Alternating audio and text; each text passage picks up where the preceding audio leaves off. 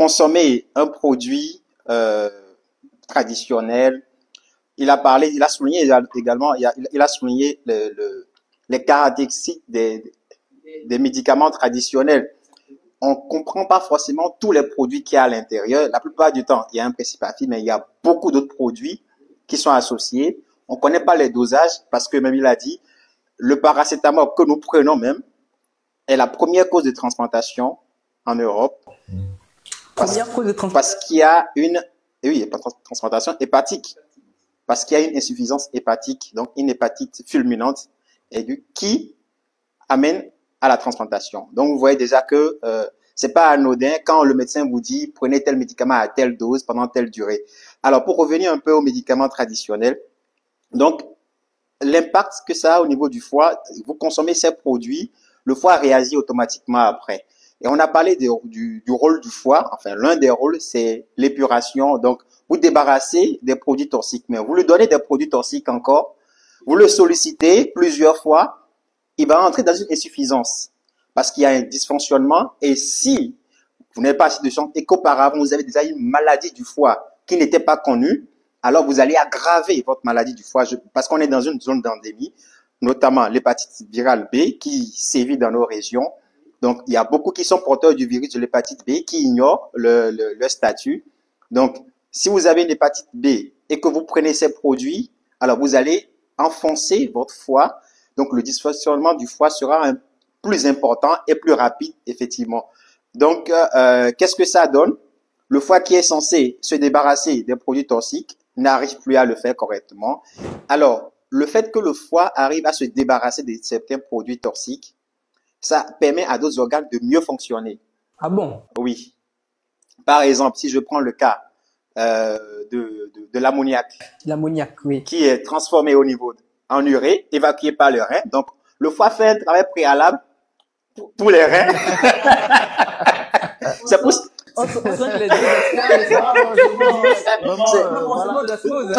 c'est justement pour ça qu'il part très vite, qu'il part très rapidement avant les reins.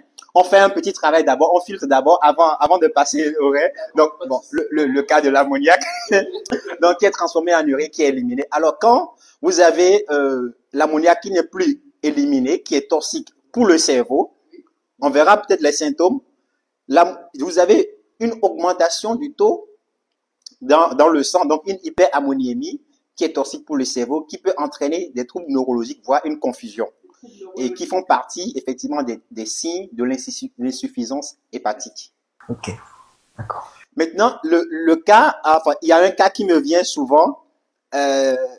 Alors, c'est un patient. Alors, c'est tout simple, hein, ce qui s'est passé. Il a développé des signes. On va parler peut-être des signes plus tard de l'insuffisance de l'hépatite liée au toxique. Oui. Donc, qu'est-ce qu'il a fait? On voit quand même que son foie est en train de souffrir parce que il est devenu plus nonchalant, donc fatigué, donc une fatigue très importante, et les yeux qui sont devenus rouges. On va peut-être, je plante déjà le décor sur les signes. Peut-être qu'on va revenir. Fouta va nous parler du rein. Je vous donne la priorité quand même. Bon, je vais de ce pas déjà donner les symptômes, quelques symptômes. Après, peut-être on va résumer tout ça.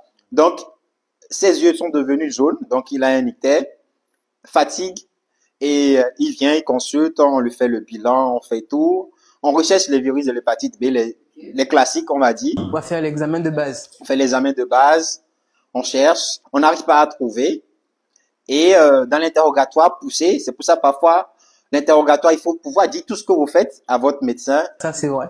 Et qu'est-ce qui était à la base de cette hépatite? C'était un thé venu de l'Asie avec plusieurs produits.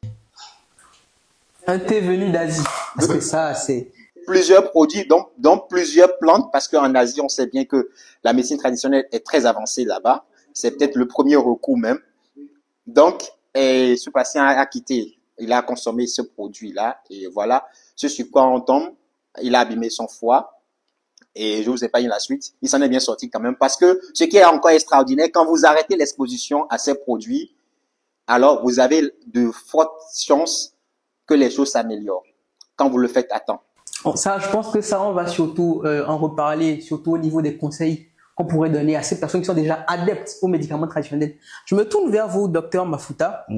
Docteur Ismaël a partagé avec nous une anecdote d'un patient qui a été victime de ces médicaments traditionnels. On aimerait que vous aussi, de votre carrière, vous avez sûrement dû rencontrer des patients chez qui également les médicaments traditionnels les ont forcément amenés en insuffisance rénale chronique terminale. Partagez-nous un peu de cette expérience-là afin que les gens puissent être édifiés. Bon, au fait, chez nous, vraiment, il y en a beaucoup. Il y a beaucoup de patients comme ça qui sont aujourd'hui en dialyse chronique, en hémodialyse chronique. Tout ça parce que ils consommaient des médicaments traditionnels, mais aussi, ce sont des patients qui avaient un terrain, un peu comme le docteur vient de parler d'hépatite C. Chez nous, parce que juste pour retourner un peu en arrière, parmi les causes des maladies rénales chroniques dans le monde, les premières causes, ce sont c'est plus l'hypertension artérielle et le diabète. Oui. Ouais. Okay. Alors, lorsque vous avez un terrain comme ça, c'est-à-dire que vous avez un terrain même familial de diabète ou bien d'hypertension artérielle, et à cela, vous ajoutez la consommation, c'est-à-dire que déjà vous avez quelque chose qui détruit à petit feu vos reins.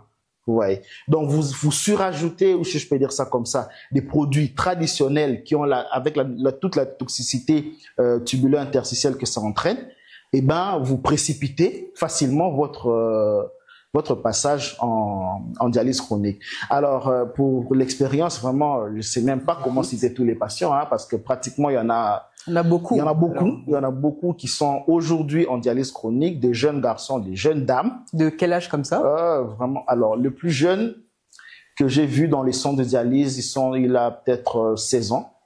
Il a 16 ans? Ouais, il a 16 ans. Alors, le plus vieux dialysé, je dis pas que par rapport à l'âge, hein, c'est-à-dire par rapport au nombre d'années de dialyse, oui. C'est quelqu'un qui a 23 ans. Il a fait 23 ans de dialyse. Je sais pas si 23 ans de dialyse. Moi, il y a 23 ans là où j'étais, je sais pas, mais il a fait 23 ans en dialyse. À cause des médicaments traditionnels. Vous vous rendez compte, 23 ans de dialyse. Ouais. Donc les reins sont complètement foutus. Aujourd'hui, bon, c'est vrai qu'il y a beaucoup de complications avec la dialyse, mais il vit avec. Il a fait ses 23 ans et il est toujours là, hein, jusqu'à aujourd'hui. On en avait même une qui a fait 25 ans de dialyse, mais bon, qu'on a perdu pour une autre cause en dehors de la dialyse, mais on l'a perdu. Donc, mais vraiment, des patients, de l'expérience des patients avec insuffisance rénale chronique due aux médicaments traditionnels, vraiment, je ne peux pas en citer parce qu'il y en a tellement. Ok, et je crois que c'est très bien expliqué par le docteur Mafuta.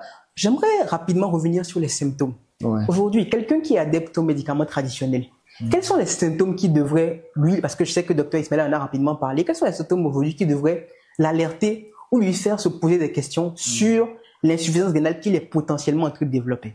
Très bien, ça c'est une belle question.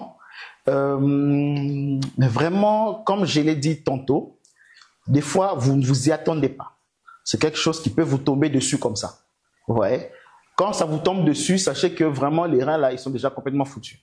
Donc il y a certains signes qu'on appelle, bon, je sais pas si je dois dire les mots techniques, les signes du Rémy. Les signes du Rémy, okay. Voilà. Donc c'est un patient qui, par exemple, il a de l'anémie, c'est-à-dire que il a plus de sang, si je peux dire ça comme ça.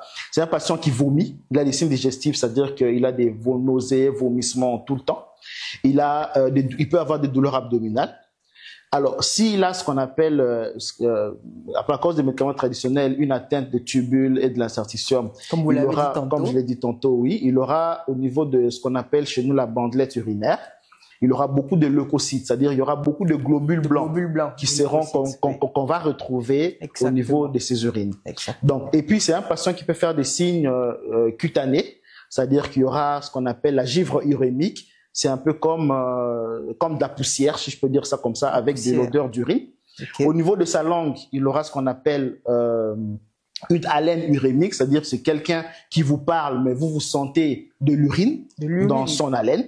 Vous voyez? Donc ça veut dire vraiment qu'il est dans des signes qui sont très avancés. Il faut qu'il vienne à l'hôpital, qu'on fasse des examens.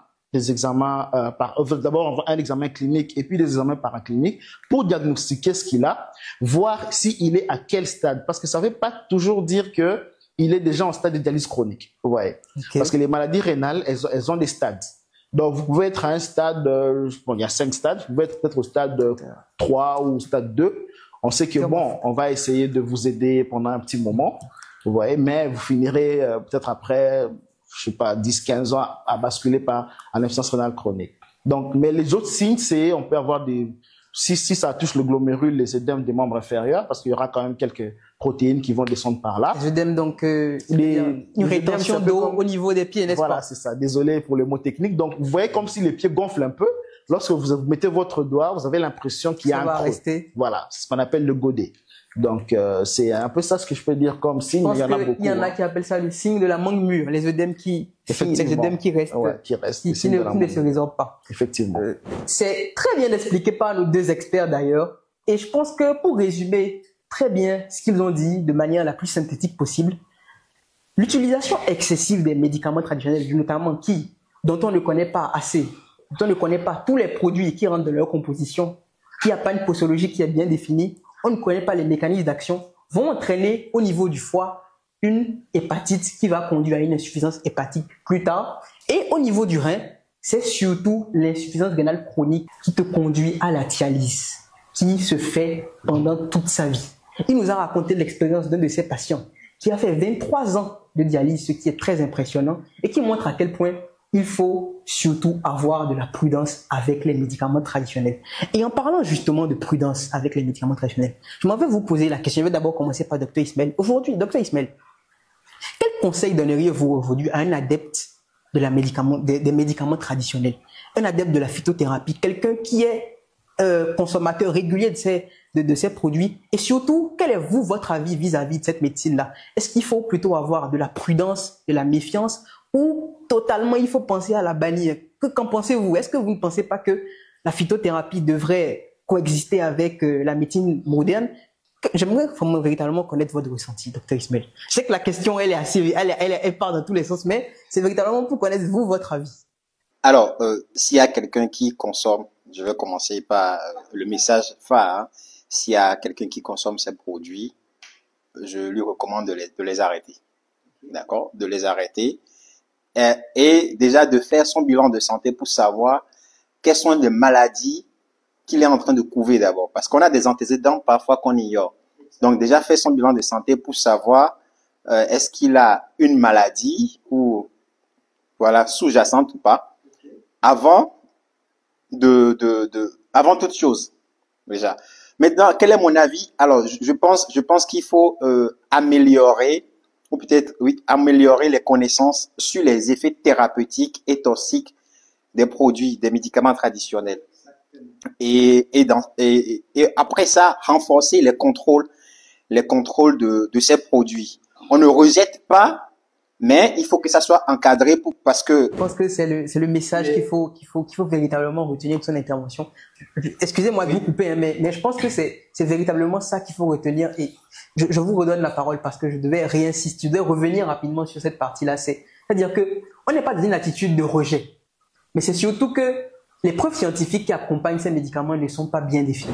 Donc tu as parfaitement raison. Donc c'est important de renforcer les contrôles au niveau de ces produits et parce que quand je vois il y a les dosages, les médicaments de la pharmacie, il y a un dosage et même il y a des notices où on vous dit ne dépassez pas tel nombre de comprimés par jour. Il faut qu'on ait la même chose pour les médicaments traditionnels, qu'on connaisse le principe actif et tous les produits qu'il y a autour, qu'on ne maîtrise pas, qui peuvent être toxiques pour le foie et les reins. Donc c'est le message que moi j'ai à faire passer. Et en attendant que mon collègue Dr Mafuta protège ses reins. Non, on se protège ensemble. Oui, tout à fait. Comme on l'a dit, hein, le foie et les reins travaillent ensemble et ils font le même boulot. Ils sont là pour nous débarrasser des produits toxiques. Donc, il faut veiller à ces organes-là. D'autant plus que au stade terminal, c'est la transplantation, que ça soit hépatique, que ça soit pour les reins, et c'est des domaines qui sont pas encore bien avancés dans nos pays. Donc, autant éviter d'arriver à ces stades-là. Donc, vous conseillez en global d'arrêter les médicaments traditionnels pour quelqu'un qui est adepte à ces médicaments? Faire son bilan de santé pour déjà connaître